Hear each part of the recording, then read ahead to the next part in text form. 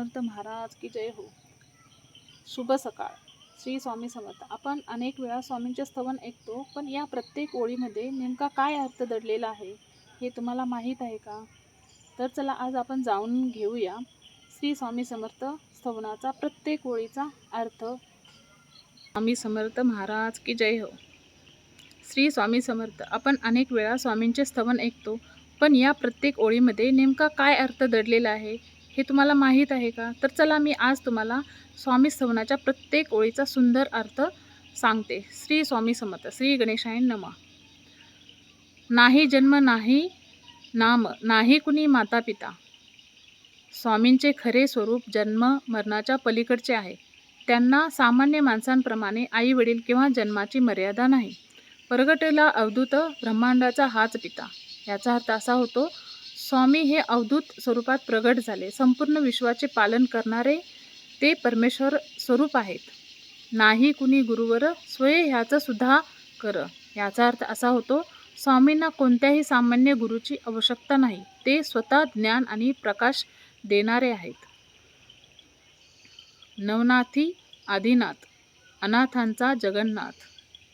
याचा अर्थ असा होतो, स्वामी हे आदिनाथ स्वरूप आहेत. ज्यांना कुणी आधार नाही, अशा अनाथांचे ते नाथ व आधार आहेत. नरदेही नरसिंह, प्रगटला नरपोटी. याचा अर्थ असा होतो, स्वामींनी मानव रूप धारण करून नरसिंहासारखे शक्तिशाली आणि भक्तांचे रक्षण करणारे रूप प्रगट केले.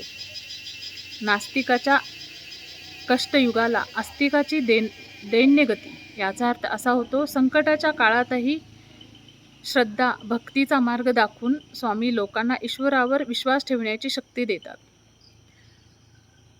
कधी चाले पाण्यावरी, कधी धावे अधांतरी. याचा अर्थ असा होतो, स्वामींच्या अवधूत आणि अलौकिक शक्तीचे वर्णन येथे केले आहे. त्यांच्यासाठी अशक्य असे काहीच नाही. यमावाटे ज्याची भीती, योगेश्वर हाच गती. याचा अर्थ असा होतो, स्वामी इतके सामर्थ्यवान योगेश्वर आहेत की मृत्यूलाही त्याच्या शक्तीसमोर भय वाटते. कधी जाई हिमाचली, कधी गिरी अरवली. याचा अर्थ असा होतो, स्वामींचे अस्तित्व आणि भ्रमण अनेक पवित्र पर्वत व प्रदेशांशी जोडलेले आहेत. कधी नर्मदेच्या काठी, कधी वसे भीमा नदी. याचा अर्थ असा होतो, स्वामी पवित्र नद्या आणि तीर्थक्षेत्रांमध्ये भक्तांना दर्शन व कृपा देतात, असा या ओळीचा अर्थभाव आहे. काली माता बोले संग, बोले कन्याकुमारीही. याचा अर्थ असा होतो, देवीच्या विविध शक्तिरूपांशी स्वामींचे एकत्व दाखवलेले आहे. स्वामी हे आदि शक्तीशी एक रूप आहेत. अन्नपूर्णा ज्याच्या हाती, दत्तगुरु एकमुखी. याचा अर्थ असा होतो, स्वामी हे दत्तगुरूंचे स्वरूप आहे. अन्नपूर्णा माता जशी सर्वांचे पालन करते, तसे स्वामी भक्तांचे पालन पोषण करतात. भक्तांच्या कानोकानी गेला स्वय चिंतामणी. याचा अर्थ असा होतो, स्वामींचे नाव आणि महिमा भक्तांच्या मुखातून सर्वत्र पसरला. ते भक्तांच्या इच्छा पूर्ण करणाऱ्या चिंतामणीसारखे आहेत. सुखी व्हावे सारे जन, तेथे जावे जनार्दन. याचा अर्थ असा होतो की सर्व लोक सुखी व्हावेत, हीच स्वामींची करुणा आहे. भक्तांच्या दुःखात ते धावून येतात.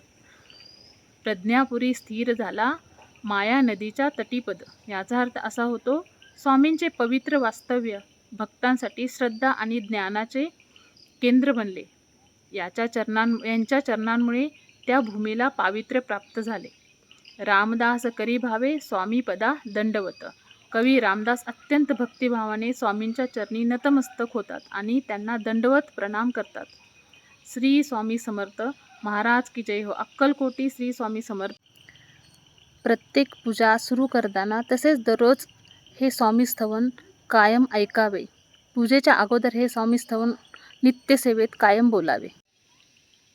हे श्री स्वामी समर्थ स्तवन केवळ शब्द नाहीत, तर प्रत्येक शब्दात स्वामींची कृपा आणि भक्तीचा भाव आहे. मनापासून स्वामींचं नामस्मरण करा, त्यांची सेवा करा. स्वामी सदैव आपल्या पाठीशी आहेत. श्री स्वामी समर्थ. जय जय रघुवीर समर्थ. श्री स्वामी समर्थ महाराज की जय हो. भक्त हो, हे स्वामी स्तवन जर तुम्हाला आवडलं असेल तर तुम्ही लाईक, सबस्क्राईब, शेअर करा आणि रिप्लाय द्या. श्री स्वामी